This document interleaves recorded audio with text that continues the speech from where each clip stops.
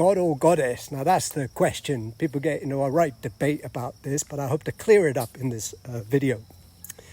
Now, what I've discovered in growing into a very deep relationship with my heavenly parent is that this character, this divine character that I have this intimate relationship, a loving relationship, but challenging too, exercises to perfection both the feminine and the masculine aspects that are required for me as a son to ultimately reach my full spiritual potential. Now, this is very important in the world. If you have a good mum and a good dad, that child will get a balance of masculine and feminine. There are examples of single parents in which they're just really quite balanced mum or dad.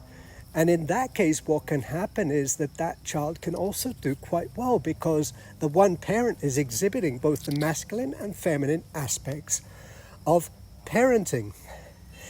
Now, I would dare say that, well, I know from direct experience that the heavenly parent is not bound by this requirement of needing two things in order to holistically love and relate and teach us. Therefore, when people get stuck into the goddess and God, the masculine, feminine, it's all worldly, man-made, superficial, and a total misunderstanding. One sec. A misunderstanding of the true nature of the heavenly parent. I do understand we've got a history of patriarchy, is that the right word? And male dominance. And there's obviously a pushback, and I don't really agree with a lot of that stuff.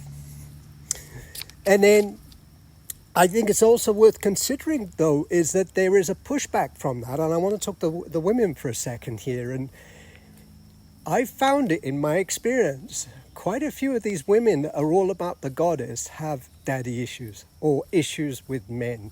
It ain't always about the religion and being male dominated.